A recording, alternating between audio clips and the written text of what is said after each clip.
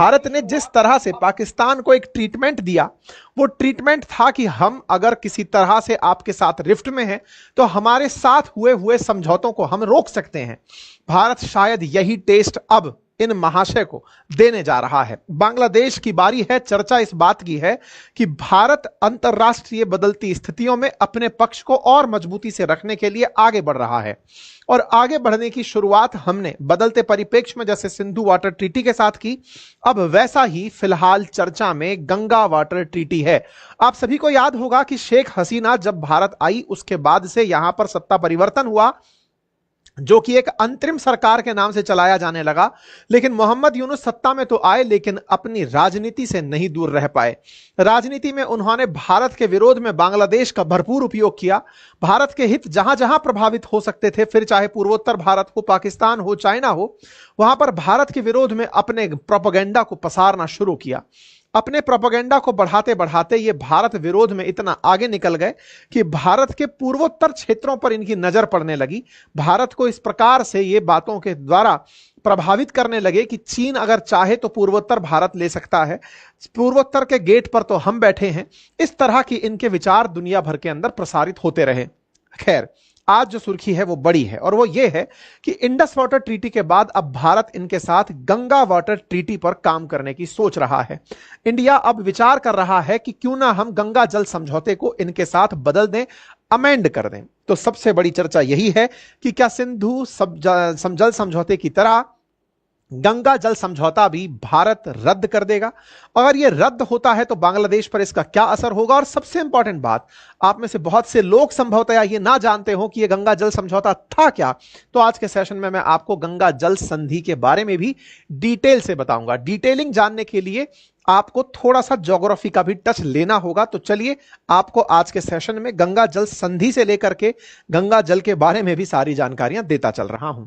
साथियों, जब बात गंगा की होती है तो गंगा लगभग 2500 किलोमीटर में हिमालय से निकल करके बहती हुई बंगाल की खाड़ी में गिरती है। नदी है तो नदी की सहायक नदियां भी होंगी। देखिए, गंगा नदी के अंदर अगर आकर कोई और नदी मिलती है तो सहायक नदी कहलाती है, और नदी से निकलकर कोई और नदी समुद्र में चली जाती है तो वो वितरिका कहलाती है। ट्रिब्यूटरी और डिस्ट्रीब्यूटरी। तो ट्रिब्यूटरीज के अंदर गंगा की ट्रिब्यूटरी में यानी कि सहायक नदी में यमुना भी शामिल है। प्रयागराज में इसी का संगम भी होता है। तो प्रयागराज में गंगा जब पूरी तरह से फुल फ्लेजेड बनकर बहने लगती है तो ये बहते हुए आगे चल करके पश्चिम बंगाल से दो भागों में बट जाती है, और इन दो भागों में से एक भाग जो भारत में रह जाता है इसे हुगली कहते हैं, और जो भाग बांग्लादेश में चला जाता है उसकी एक लंबी कहानी है कि वो पद्मा है कि वो मेघना है, वो सारी बातें बताएंगे, लेकिन फिलहाल के लिए समझिए वो पद्मा कहलाती है। तो एक तरह से यहां एक ऐसा बिंदु है पश्चिम बंगाल में जहां से ये दो भागों में बट रही है। इसका दो भागों में बटना ही आज का सबसे बड़ा चर्चा का विषय है, क्योंकि जब दो भागों में नदी बटे तो नदी का जल किस तरह बटे, यह बात ही आज का डिस्कशन पॉइंट है। इसको और समझेंगे, लेकिन थोड़ा हम नदी के बारे में जानकारी प्राप्त कर लें। जिस जगह जाकर के नदी दो भागों में बटती है उस किनारे पर एक डैम बनाया हुआ है मुर्शिदाबाद जिले के अंदर। नाम है उसका फरक्का बैराज। फरक्का बैराज गंगा नदी पर बना हुआ एक ऐसा डैम है जहां से भारत में बह रही हुगली और बांग्लादेश में गंगा जो जा रही है। अब थोड़ा सा इसे यहां पर जान लें। गंगा नदी जैसे ही बांग्लादेश में एंट्री करती है यहां पर इसे पद्मा के नाम से जाना जाता है। अब जब यह पद्मा के नाम से यहां एंट्री करती है तो इस नदी में जमुना आकर मिलती है। अब आप कहेंगे यमुना तो पहले ही मिल चुकी हैं, तो यहां पर यह तथ्य जान लीजिएगा कि जो ब्रह्मपुत्र आसाम में बह रही थी जब वो बांग्लादेश में पहुंचती है तो उसे जमुना कहा जाता है। यह जमुना आकर के जब पद्मा से मिलती है तो पद्मा नाम से ही बहने लगती है। इस पद्मा में आकर फिर एक और नदी मिलती है जिसका नाम मेघना है। ये जब मेघना नदी आकर के पद्मा से मिलती है तो यहां से पश्चिम बंगाल की खाड़ी में ये दोनों मिलकर के मेघना नाम से बंगाल की खाड़ी में गिरती हैं। इसका मतलब गंगा नदी भारत में बहते हुए जब दो भागों में बटती है यानी वितरिकाओं में बटती है, एक हुगली कहलाती है जो कि पश्चिम बंगाल में चली जाती है, और एक पद्मा कहलाती है जो कि बांग्लादेश के अंदर चली जाती है। ये जो हुगली है जो भारत के अंदर ही रहती है, इसी पर ही कोलकाता शहर स्थित है। और कोलकाता में इसी नदी पर एक रिवर पोर्ट स्थित है जिसका नाम है श्यामा प्रसाद मुखर्जी पोर्ट। यानी कि समुद्र के जो जहाज हैं वो उस पोर्ट तक आ पाते हैं, यानी कि हुगली नदी में ही बड़े जहाज आकर के सामान उतारने कोलकाता सिटी तक आते हैं। तो एक तरीके से समझिएगा कि कोलकाता में हुगली का जो तट है वो असल में बड़े जहाजों के लिए ट्रांसपोर्ट के काम आता है। चलिए, तो ये तो बात अच्छी हुई। अब नदी का यहां पर बंटवारा अपने आप से हुआ है तो प्राकृतिक बंटवारा है। यहां पर डैम क्यों बनाया गया, यही सबसे बड़ा सवाल है। तो होता क्या है कि जब गंगा नदी उत्तर के ऊपर से आ रही होती है हिमालय से, तो हिमालय के साथ में वो अपने मिट्टी भी लेकर आती है। नदी के अंदर अपनी जो मिट्टी है, देखिए जब हिमालय से उतरेगी तो हिमालय की गाद भी होगी, और क्षेत्र में जब जमीन पर बह रही है तो जमीन की मिट्टी भी होगी। तो जमीन से निकल रही मिट्टी और भी नदी के अंदर बहुत सारी आकर के सहायक नदियां मिलती हैं, तो सहायक नदियों से आई हुई मिट्टी भी गंगा नदी में होती है। लेकिन पहाड़ों पर नदी का वेग अधिक होने के चलते हमें यहां पर गाद जो है वो जमती हुई नहीं दिखती। लेकिन धीरे धीरे जब नदी आगे तल में बहती है, प्लेनर एरियाज में बहती है, मैदानी भाग में बहती है, तो नदी में बह रही जो मिट्टी है वो नदी के तल में बैठने लगती है।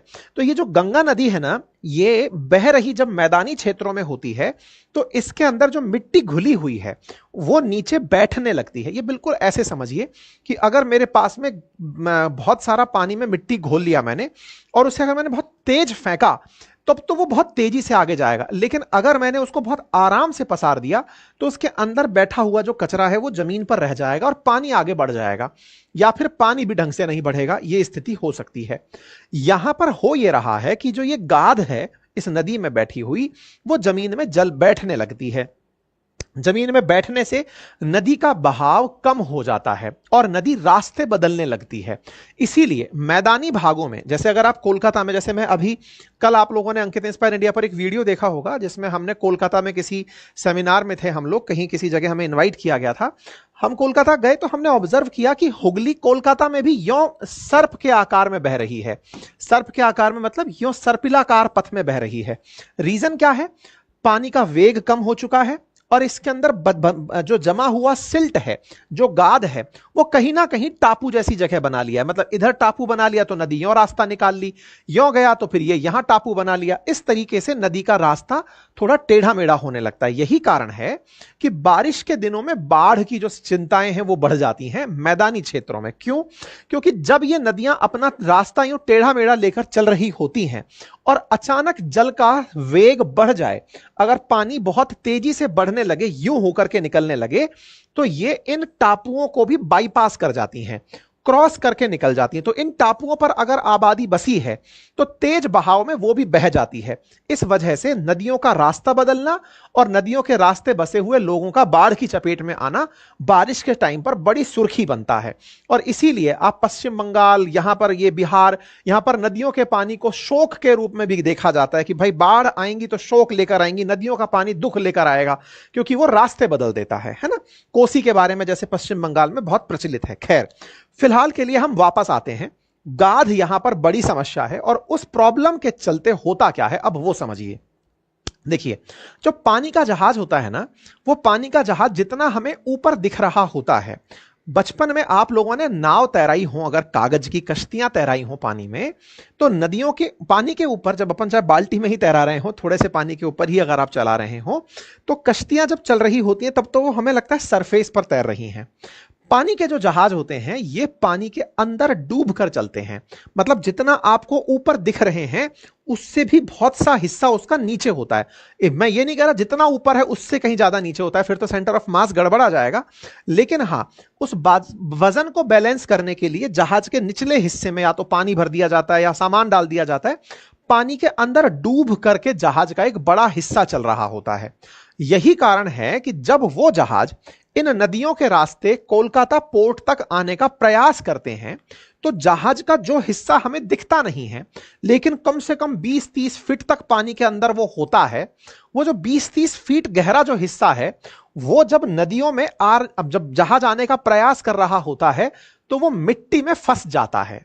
तो बड़े जहाज हमारे यहां पर पहुंच नहीं पाते। यहां पर ध्यान देने वाली बात फिर से समझिएगा, बड़े जहाज, मालवाहक जहाज, जो छोटे जहाज हैं जो नाव की तरह चल रहे हैं वो तो ऊपर ऊपर से निकल जाएंगे, लेकिन जिसमें आपने टन भर सामान, कईयों टन, हजारों टन सामान भरा हुआ है, अगर उन्हें लाना है तो मिट्टी से बचाकर जहाज चलाना है।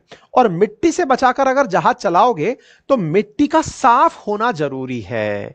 तो इन क्षेत्रों में जो सबसे बड़ी दिक्कत है वो है सिल्ट की दिक्कत, उस गाद की दिक्कत, कीचड़ की दिक्कत जो पानी के नीचे बस गई है। और चूंकि नदी अपने साथ में बहुत सारी सिल्ट लेकर आ रही है तो यहां पर गाद बहुत सारा है, तो जहाज जब हमारा जा रहा होता है ना तो वो उस जहाज सिल्ट में फंस जाता है तो वो चल नहीं पाता। यही कारण है कि कोलकाता सा जैसा शहर जिसमें अंग्रेजों के टाइम से ही इतनी इंडस्ट्रीज रही हैं, कपड़े का बहुत बड़ा केंद्र रहा है, व्यापार का एक बहुत बड़ा क्षेत्र रहा है, वो क्षेत्र व्यापार में बड़े जहाजों का उपयोग नहीं कर पाता। और ये भारत के बहुत से पोर्ट की बड़ी दिक्कत है। इसीलिए कुछ ही चुनिंदा पोर्ट हैं जहां पर बड़े जहाज तट तक आ पाते हैं। आपको याद हो तो मैंने केरल में आपको ऐसा ही एक पोर्ट बताया था, अडानी का पोर्ट, कि वो ऐसा पोर्ट बन रहा है जहां पर तट तक जहाज आ पाएंगे, है ना। तो ये अपने आप में एक बड़ी उपलब्धि होती है। खैर, तो अब हमारे पास सॉल्यूशन क्या है? तो अंग्रेज जब यहां हुआ करते थे उन्होंने भी ये प्रॉब्लम देख ली थी कि भाई कोलकाता तक अगर हमें जहाज लेकर आना है, हुगली के तट तक हमें लेकर जहाज आना है, तो मिट्टी हटानी पड़ेगी। अब मैंने शुरुआत में आपको बताया था मिट्टी हटाने के दो तरीके हैं। क्या तरीके हैं?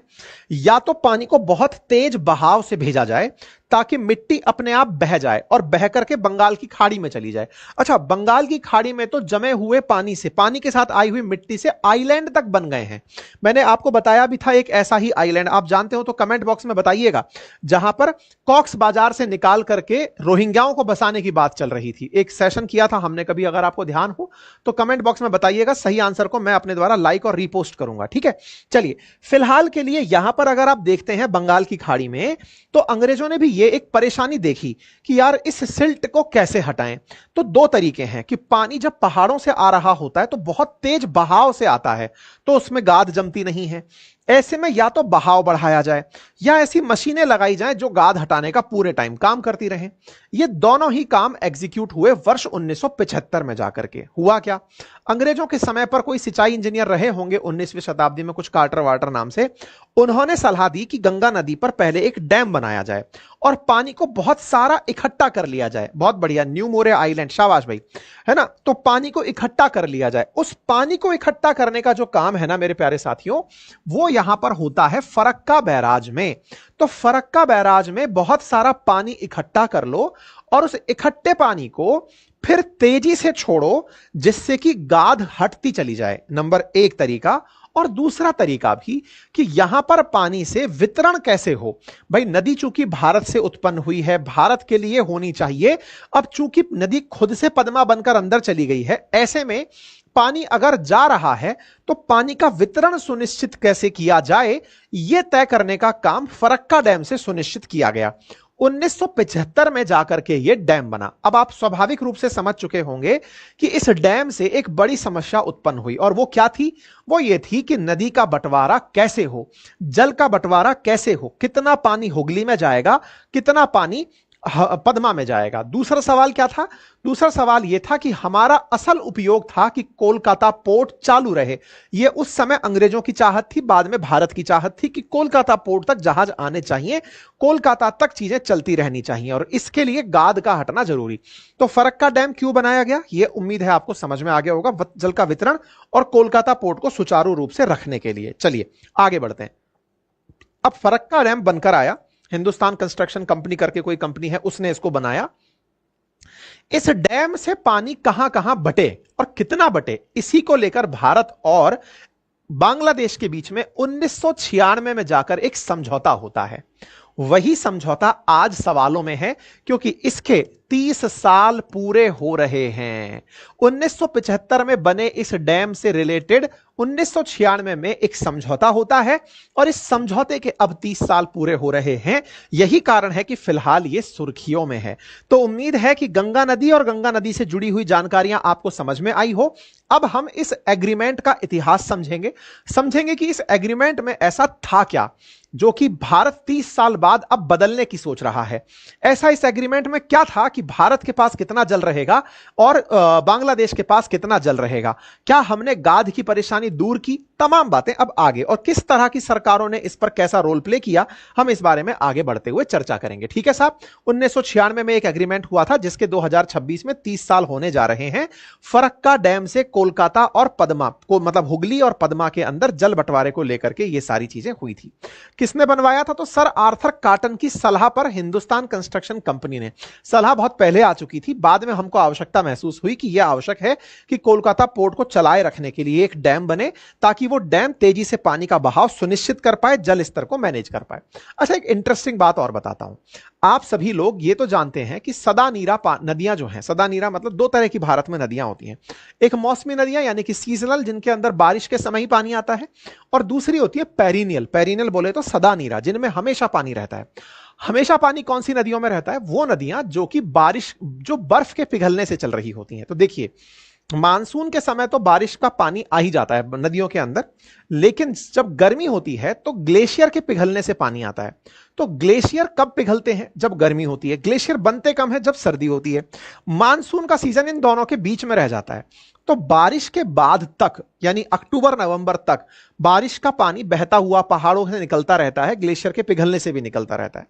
सर्दियों में जब बर्फ जमने लगती है तो बर्फ के जमने से नदियों का जल स्तर घटने लगता है, नदियों में पानी कम होने लगता है। और जब नदियों में पानी कम होने लगता है तो फरवरी, मार्च, अप्रैल, मई, ये बहुत टफ टाइम होता है। नदियों में पानी का स्तर बहुत कम हो जाता है। अगर आप इन नदियों को ऑब्जर्व करें, नदी के किनारे जो बहुत से दोस्त मेरे रहते हैं वो इस बात पर हामी भी भर सकते हैं, थम्स अप भी कर सकते हैं कि सर हां, फरवरी से लेकर के और विशेष रूप से मार्च से मई का टाइम तो बहुत क्रूशियल होता है हमारी पेरिनियल रिवर्स के लिए, क्योंकि साल भर तो बहुत पानी देखा, लेकिन फरवरी से मार्च से मई के बीच में लगभग 3 महीने का पानी बहुत कम हो जाता है। पानी जब बहुत कम होता है तो पानी का बंटवारा कैसे सुनिश्चित हो, नंबर एक। नंबर दूसरा, पानी जितना पहले उपयोग में सिंचाई में आ रहा था, अब क्या वो उतना ही पानी उपयोग में आता रहेगा? पानी कितना दूसरे को दें, हमारे पास कितना रखें, ये एक बड़ा सवाल है। अक्सर जब डैम बनाए जाते हैं तो उन डैम के अंदर यह सुनिश्चित किया जाता है कि जब नदी का जल स्तर घटने लगेगा तो डैम से पानी छोड़ दिया जाएगा ताकि जल मेंटेन रहे, नंबर एक। और डैम अगर रिवर पर ही बना है तो वो रिवर के पिछले जो क्षेत्र हैं उन्हें भी भर करके चल रहा होता है। ठीक है साहब, चलिए, तो फरक्का डैम कुछ इसी थॉट के साथ बनाया गया। इसमें 109 गेट बनाए गए और यहां का उद्देश्य रखा गया कि लगभग 40,000 क्यूसेक पानी हुगली के अंदर हमें भेजना है। अब ये क्यूसेक क्या होता है ये भी बताएंगे। क्या बांग्लादेश ने उस समय कोई विरोध नहीं किया? बिल्कुल किया, लेकिन उस समय 1971 में ताजा ताजा बांग्लादेश बना था, भारत की भक्ति में बहुत ज्यादा लीन था। उस समय शेख मुजीबुर रहमान यानी शेख हसीना के पिताजी हुआ करते थे, भारत के साथ उनके बहुत से एहसान थे, तो वो इस बात पर तैयार थे कि हां, अगर हम लोग बनते हैं, साथ में रहते हैं, तो एक जॉइंट रिवर कमीशन बनाएंगे जो दोनों के हितों का ख्याल रखेगा। भारत ने कभी यह नहीं कहा कि साहब नदी मेरी है तो सारा पानी मेरा होगा। भारत हमेशा अपने पड़ोसियों को साथ लेकर चलने की नीति के साथ चला है। ऐसे में हमने इनके साथ एक सहमति रखी। 1972 के अंदर जब इंदिरा जी थी और वहां पर शेख मुजीबुर रहमान थे, तय हुआ कि हम एक जॉइंट रिवर कमीशन बनाएंगे ताकि नदी का जल किस तरह से बटे, क्योंकि अल्टीमेटली आप फरक्का डैम बना रहे हैं, तो नदी का जल कैसे बटे इस पर जब भी आवश्यकता होगी हम लोग चर्चा करेंगे।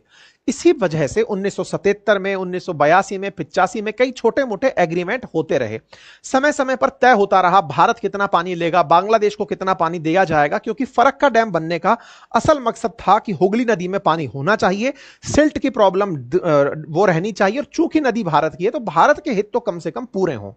कुल मिलाकर भारत की जरूरत 40,000 क्यूसेक जल की थी, लेकिन दिक्कत फरवरी, मार्च, अप्रैल, मई की थी। बाकी टाइम पर कोई दिक्कत नहीं आती, लेकिन उसके बाद के जो समय है, जो 4 महीने, विशेष रूप से 3 क्रिटिकल महीने, 11 फरवरी से 11 मई के बीच का एक ऐसा समय है जहां नदी का जल स्तर कम होता है।